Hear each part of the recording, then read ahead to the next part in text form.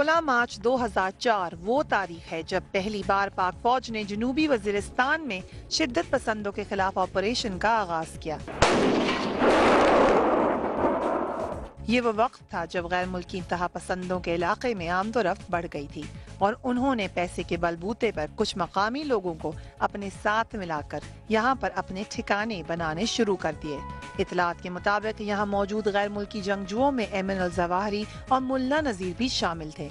इस सूरत हाल में पाक फौज ने वाना के इलाके में मौजूद तालिबान और अलकायदा के खिलाफ कार्रवाई शुरू की। एयरफोर्स के जहाजों ने तालिबान और अलकायदा के पहाड़ों पर कायम मजबूत ठिकानों पर शदीद बमबारी की। पाक फौज ने शदीद लड़ाई के बाद दहशतगर्दों के कायम करदा मोर्चों पर कब्जा कर लिया। 3 साल तक अमन रहने के बाद एक बार फिर गैर मुल्की जंगजू यहाँ मुंतकिल होना शुरू हो गए। एक अंदाजे के मुताबिक यहाँ उज़्बक और अरब समेत 7,000 तालिबान जमा हो चुके थे। 16 जून 2009 को पाक फौज ने ऑपरेशन राह निजात के नाम से एक बड़े फौजी ऑपरेशन का आगाज किया। अक्टूबर तक पाक फौज ने तालिबान के तमाम अहम ठिकानों पर कब्जा कर लिया, जिनमें बैतुल्ला महसूद का मजबूत गढ़ कोटगई भी शामिल था। इस ऑपरेशन में तालिबान कमांडर अब्दुल्ला शाह महसूद गिरफ्तार, जबकि इस्मतुल्ला शाहीन मारा गया। कहा जाता है कि अब वजीरिस्तान में 80% अमन कायम हो चुका है, मगर क्या इस बात की कोई गारंटी है कि ये दहशतगर्द यहाँ पर दोबारा नहीं आ जाएंगे?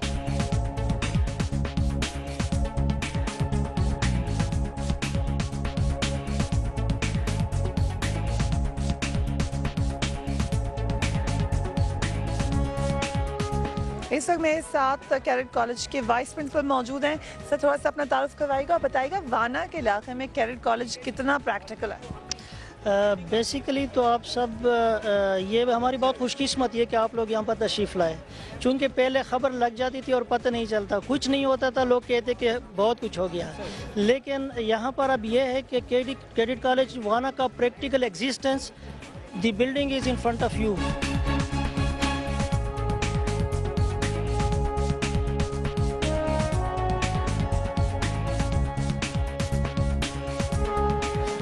कहाँ से ताल्लुक है? जी, मैं टीचर हूँ GHS वाना में। अच्छा, और यहाँ पे तो नहीं पढ़ाते हैं? जी हाँ, यहाँ पे वाना यहीं पे पढ़ाते हैं आप। तो कितना सेफ है? आपको पता होगा पहले रजमक में भी कैडेट कॉलेज था और वहाँ पे एक हमला हो गया था। अभी ये इलाका कितना सेफ है? नहीं, यहाँ पे तो बिल्कुल अमन है। वैसे क्या मसाइल क्या है बच्चों को? आगे पढ़ाई की जगह है यहाँ पर? आगे पढ़ाई की जगह नहीं है। कॉलेज जो क्या हुआ है अभी, अब उस मसला हल हो गया है। यहाँ पे अभी कैसे हालात हैं वाना के? बिल्कुल तालीम हासिल करने के लिए एक अच्छा मौका है। मगर क्या हुआ कि वज़ीरिस्तान बल्कि पाकिस्तान का तमाम कबायली इलाका दुनिया भर में ख़तरनाक तरीन इलाके के नाम से जाना जाता है। मगर कैडेट कॉलेज में मैंने पंजाब से आए हुए नौजवान भी देखे। यंगस्टर्स को पकड़ के कोशिश करते हैं दहशतगर्द बनाने के, ऐसे कोई अनासर है वहाँ? सर नहीं, मिस वहाँ पर अनासर नहीं है। हमारा इलाका जो है इसमें नहीं है, बाकी मीरान शाह जो है उसमें होते हैं। सर, तुम लोगों को क्या लगता है जो बच्चे हैं जो समझते हैं बड़े होके वो दहशतगर्द बनेंगे या वो बंदूक उठाएंगे, वो बेहतर लोग हैं या वो जो कलम उठाते हैं? सर जो कलम उठाता है वो बेहतर लोग है, क्योंकि वो कौम की बेहतरी चाहता है, और जो दहशतगर्द होते हैं वो लोगों को कत्ल करना चाहता है और इनकी बेइज्जती करना चाहता है। लेकिन क्या खास कर से जो तुम लोगों की उम्र है ये टारगेट होता है दहशतगर्द का? कोई आइडिया है कि किस तरीके से लोग कोशिश करते हैं लोगों को दहशतगर्दी की तरफ लेके? यहाँ तो इधर तो दहशतगर्दी के खिलाफ माशाल्लाह अभी इधर वाना में हम तो आप आगे हो ना सही जगह पे, लेकिन उससे पहले जो इलाके हों वहाँ पे कोई ऐसे अनासर हैं कि बच्चों को वो आके कोशिश करते हैं गलत जगह पे लेके? ये तो बिल्कुल दहशतगर्द है ना। हुकूमत को चाहिए कि वहाँ पे स्कूल जैसे यहाँ पे कैडेट कॉलेज कायम हुआ, इस तरह वहाँ पे भी इस तरह सरकारी इदारे कायम करें ताकि उन लोगों के बच्चे जो है वो सही से तालीम हासिल कर लें।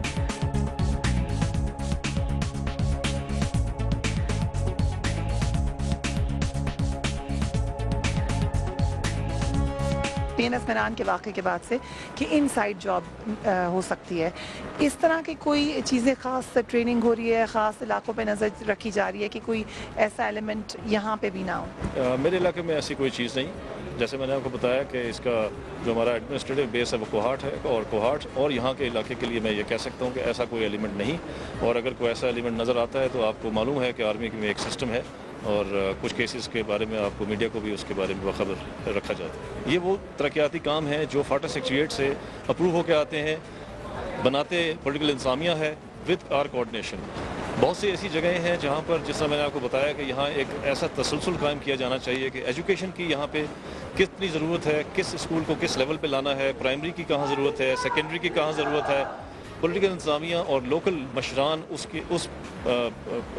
मिलकर उसको ठेका देते हैं ताकि किसी गलत आदमी के पास ठेका। अब एक थोड़ा सा टेक्निकल सवाल ये है कि जो आपने खुद जिक्र किया कि एक खासकर 2 महीनों में कुछ ऐसी स्टोरीज आई, चाहे न्यूयॉर्क टाइम्स हो, चाहे वॉशिंगटन पोस्ट हो, एक एजेंडा हो सकता है वेस्टर्न मीडिया का। पाकिस्तान में भी बड़ी तनकीद हुई पाकिस्तान आर्मी पे, खुल कर हुई बड़े जगहों पर। कुछ वाक़यात ऐसे हो गए जिनसे लगा कि ना सिर्फ आर्मी का, शायद पूरी कौम का मोराल डाउन हुआ। आप जिस इलाके में तैनात हैं वहाँ आपको मोराल बड़ा ऊंचा रखना है, कैसे टैकल किया आपने इस चैलेंज? ये जिस तरह मैंने पहले भी इस सवाल का जवाब दिया कि पाकिस्तान आर्मी का हर जवान, ऑफिसर और पाकिस्तान आर्मी की जो क़यादत है वो इस बात को बेहतर तौर पर समझती है कि जो ऑपरेशन हम अभी कर रहे हैं वो हम अपने पाकिस्तान के लिए, अपनी बका के लिए, अपने लोगों के लिए कर रहे हैं। हमें ना किसी के कहने की कोई परवाह है। अगर कोई वेस्टर्न मीडिया या किसी जगह से कोई बात होती है, हमें उसकी कोई परवाह नहीं। हमें जो काम करना है, हम इन लोकल्स के लिए, यहाँ के रहने वाले बासी लोगों के लिए हमें वो काम करने हैं और हम इसके लिए तैयार हैं और हमें किसी और के कहने की कोई परवाह नहीं। लेकिन साथ ही साथ ये भी कहा गया कि अब तो खुलेआम कही जाती है कि डिफ़िकल्ट रिलेशनशिप है, पाकिस्तान के साथ एक कॉम्प्लिकेटेड रिश्ता है। ये किस तरीके से चलेगा आगे? आप बात ठीक कर रही हैं, लेकिन जो मेरा लेवल है उस लेवल के ऊपर तो जिस तरह आपने खुद कहा कि मैं अपने एरिया का रिस्पॉन्सिबल हूँ, मेरे अपने ट्रुप्स जो हैं उन लोगों को इससे कोई फ़र्क नहीं पड़ता कि किस लेवल के ऊपर क्या हालात हैं। हमें जो काम सौंपा गया है हम उसको 100% सही तौर पे करने के लिए कोशिश शुरू करते हैं। हमारे सफ़र का वक्त अब ख़त्म होने वाला था। जनरल साहब ने कहा था कि वो वक्त जल्द आएगा जब आम आदमी बगैर किसी डर और खौफ के वज़ीरिस्तान में चल फिर सकेगा। वो वक्त फ़िलहाल नहीं आया है। वापसी का सफ़र लंबा हो गया क्योंकि मौसम की खराबी की वजह से हम हेलीकॉप्टर से नहीं बल्कि बाय रोड वापस आ रहे थे। अगरचे हमारे आगे और पीछे आर्मी की एस्कॉर्ट मौजूद थी, मगर हम सब के अंदर ये डर मौजूद था कि किसी भी वक्त कोई नाखुशगवार वाक़या पेश आ सकता है। और शायद ये अंदर का खौफ ही होता है जो हमारे रवैयों पर असरअंदाज होता है। कभी हमें बाहर से किसी हमले का खौफ आ जाता है, कभी मगरबी मीडिया को वज़ीरिस्तान में इंतहा पसंदों के घर से खौफ आता है, और कभी खुद हमारे ही मुल्क के लोगों को अपने मुल्क के दूसरे हिस्से से खौफ आता है। इस खौफ ने सारी दुनिया को अपनी लपेट में लिया हुआ है, हम सब के अंदर का खौफ। मगर अपने अंदर के इस खौफ पर हमें काबू पाना होगा, हक़ाइक़ को तस्लीम करना होगा और अपने रवैयों को बदलना होगा। इंतहा पसंदी पर काबू पाने के लिए, अपने आने वाले कल के लिए और एक बेहतर मुस्तक़बिल के लिए। और अब हमारी वापसी का सफ़र शुरू है। हमने जाना तो काफ़ी देर पहले था, लेकिन वेदर वार्निंग की वजह से हम आगे के इलाकों में नहीं जा सकते।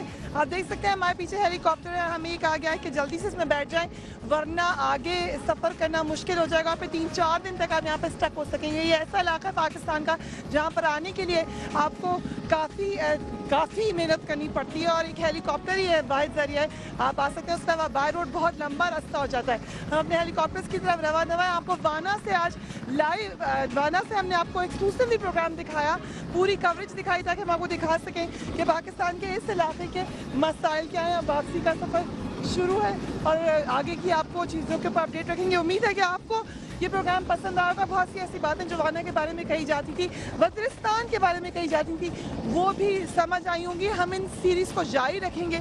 अब आपको शुमाली वज़ीरिस्तान से तो काफ़ी कुछ दिखाया, हम आपको नॉर्थ वज़ीरिस्तान, अब आपको जनूबी वज़ीरिस्तान से बहुत कुछ दिखाया, हम आपको शुमाली वज़ीरिस्तान भी लेकर जाएंगे और वहाँ के हालात भी दिखाएंगे और आपको बताना चाहेंगे कि क्या पाकिस्तान की फौजें वहाँ का ऑपरेशन भी किस दिन करेंगी कि नहीं। न्यूज़ बीट का स्पेशल प्रोग्राम फरिया रीस हमें टीम के साथ आज वज़ीरिस्तान से। उम्मीद है आपने पसंद किया होगा। डू राइट टू अस और newsbeat@samar.tv। उसके अलावा हमें फेसबुक को ज्वाइन कर सकते हैं और न्यूज़ बीट विद फरिया रीस होना फेसबुक पेज। मुझे मेरी टीम को आज वज़ीरिस्तान से इजाज़त दीजिए। अपना ख्याल रखिए। अल्लाह हाफ़िज़।